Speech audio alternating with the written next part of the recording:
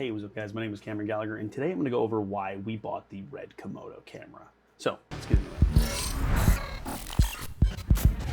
So if you see me looking down over here, I'm going to be referencing some notes that I took, but I wanted to make a video today talking all about why we chose the RED Komodo, because when we made the video talking about the URSA Mini Pro G2 dying, there was a couple people that were sort of enamored why we chose the RED Komodo and why not another camera like the URSA Mini Pro 12K or a lot of different options. So I wanted to take you through sort of the decision-making process as to why we settled on the Komodo and why we decided to actually not fix the URSA Mini Pro G2. So it's kind of all included in that. So to take you through some of our first options, obviously the first one was to fix the one that we already have. Now, I said in the other video that it was about $3,000 to fix, and for us to spend $3,000 to basically end up with the same camera is just kind of like not all around a great decision, especially when the 12K is the same price of a brand new G2.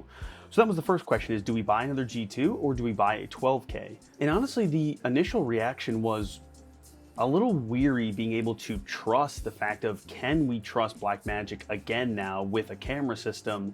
Obviously the G2 has failed us, so that we really can't trust, but the 12K, although it's newer and better technology, are we gonna end up in the same scenario in 2.5 years where the 12K would break and then we're in the same kind of spot and having the same problems? So we kind of instantly got rid of the 12K because although a lot of accessories would have matched easily, it has a lot bigger file sizes, or at least can have a lot bigger file sizes. And again, we're going with the same ecosystem. Maybe it's time to switch it up. So we didn't decide on the Blackmagic URSA series for that reason. Obviously, the next up was the RED Komodo, which of course we ended up getting. And that was a pretty interesting camera for us, being its price point, and I'll talk more about that a little bit after. But then the other two options were the Canon C70 and the Canon C300 Mark III. So quite a while ago, I actually used the C200 and I was really impressed with it, although there was a couple little features that it was missing to be like that perfect camera. And at the time, that's why I ended up going with the URSA Mini Pro, because I felt like its features were a little bit better than the C200s. The two biggest problems with the C70, the C300 Mark III, were the cost to sort of performance ratio.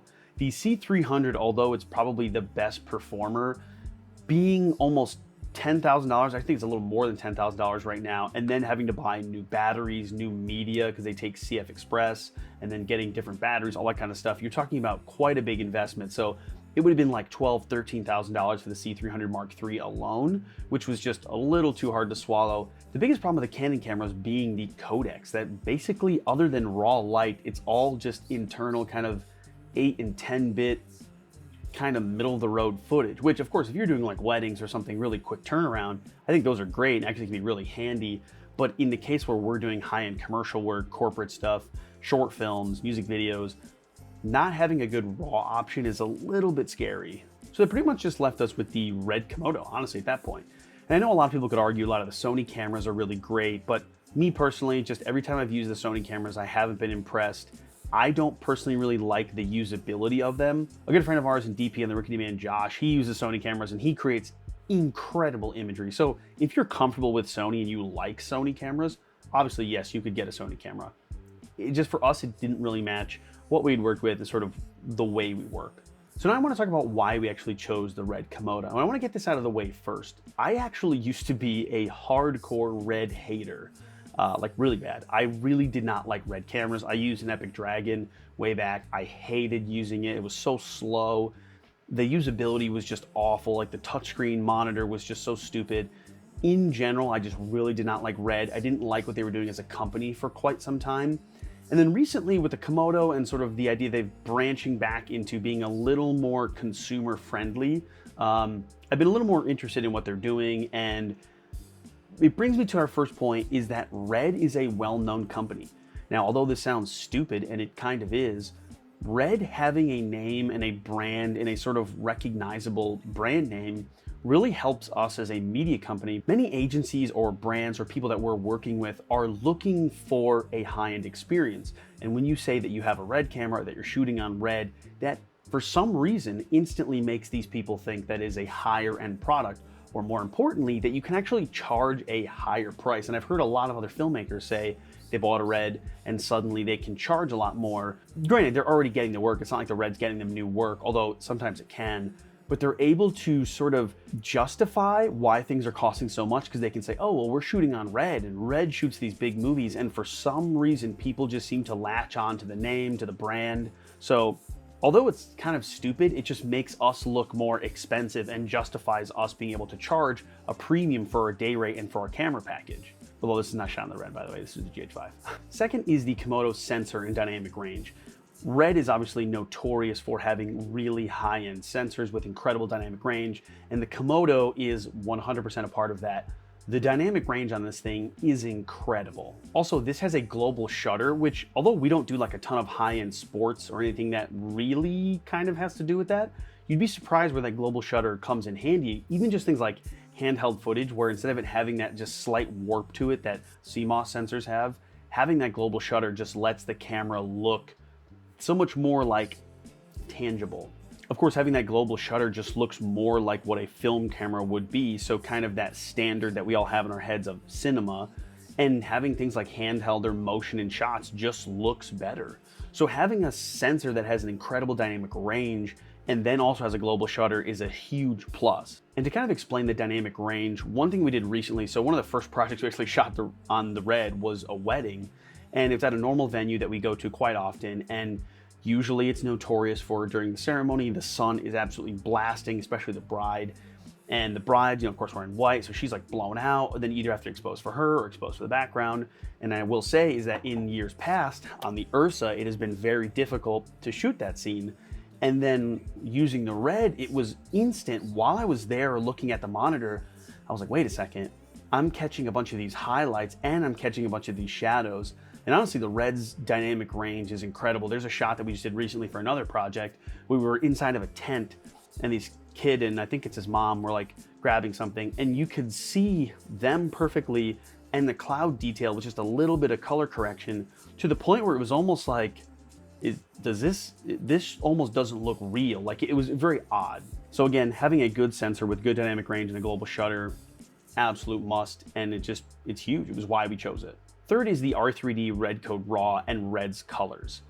Obviously, RED has been around for a while and been doing this on the big scale, and their color, especially the IPP2 pipeline, looks incredible. Just like right out of the camera with a LUT applied Rec 709, it looks amazing. The colors are rich and they're contrasty, and I feel like everything just looks very representative of what it did.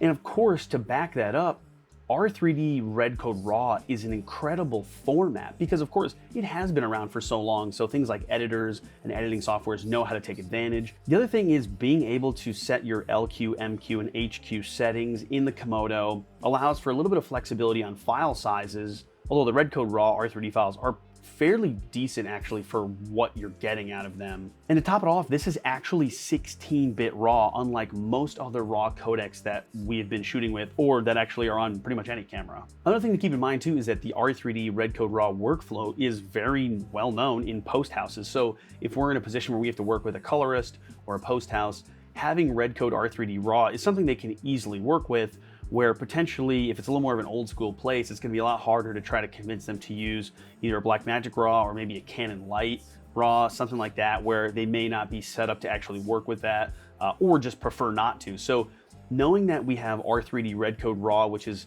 a really great compressed RAW workflow on our end, but also that we can then send out, again, huge selling point of the RED, and it was one of the reasons why we picked it. Also, when doing a lot of research, the way RED Code RAW works, and in particular selecting the ISO, it really has made me and Zach too think more about lighting and how we're actually setting up the shot from that perspective, less about like, oh, let's just crank the ISO or let's lower the ISO. It feels like it feels like it's making you think more about the exposure from a light and stop and all that sort of perspective, less of the ISO is incorporated in that, which is weird, and it was very interesting to sort of get used to. But I will say as a whole, since doing it, the images look incredible when you're just exposing properly, forgetting about ISO. So that was a really interesting, huge selling point. And then once we tried it out, it's been awesome. Number 4, and this is kind of obvious, is the size and weight. Obviously this thing is really small, it's very light, and it's easy to just kind of package any which way we need. I gotta say, after long days of carrying the URSA, like that got really heavy and it would hurt my wrist really bad, especially if you're going handheld. Where the Komodo is, even rigged out, is still much lighter. And honestly, if we even stripped it back and used like BP batteries or something, it is so much lighter. You can easily get it on a gimbal, including our RS3 Pro, or probably really any gimbal, because it's small. So if we were using photo lenses and, you know, a really stripped down rig, just the size and weight of this thing is a huge factor. I mean, we can use it on a car rig or on a jib. We don't need a huge, crazy expensive techno jib just to get this thing working. So keeping in mind size and weight, it's really handy to be able to just kind of stick this thing wherever. So number 5, and finally, is the RF mount. So I was a little skeptical when I first heard about this mount, but after using it and being able to adapt with it, it's become really obvious that the RF mount is a great sort of like open sensor mount, I'll call it. Something that you can easily adapt to pretty much anything, including adding NDs, speed boosters, PL, EF. You kind of have a little bit of everything because of the mount size and what it is. It's really nice for, in our case, where we're using a speed booster, because then we can use a speed booster, use EF glass, use full frame EF glass, and still be able to get a really awesome image and kind of defeat the crop, which was the main downside, which we'll talk about in a minute. Also, for some people who don't care about the crop, having the built-in ND filters that you can get, one of those adapters that has like kind of the roll-in ND or switching ND, that's awesome. The fact that you can actually have that on a camera is really cool as an option. And of course, it brings built-in ND to the RED, which is probably one of the biggest gripes that I personally have. So I will say the RED Komodo is not all perfect. And although this isn't a review, I did want to talk about a couple things that we sort of knew going into it were going to be the downsides, and we just had to work around. Obviously, the ND filter thing, there's no built-in ND filters, so you have to use external NDs, meaning you have to have a matte box. You have to have really high quality NDs, especially IR filtering NDs.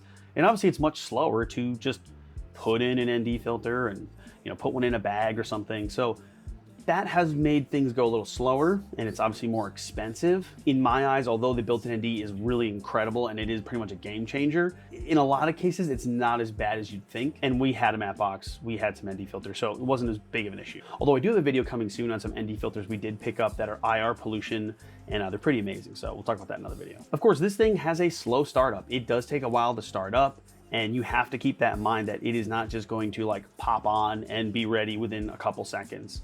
The URSA was pretty quick, but I knew kind of getting the Komodo that it was going to be a lot slower, and it was something we're going to have to think about when shooting on location, especially.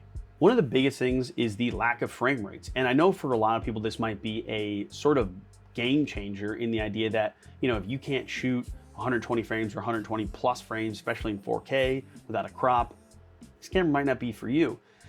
And here's the thing is, typically we're shooting in 4K 60 most times when it comes to just like typical B-roll, or we're shooting in 6K 24 frames.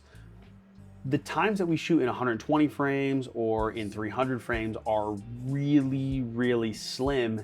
And to be honest, after getting rid of the URSA basically, it's kind of opened my eyes to the fact that maybe we should be renting a high-speed camera for these projects.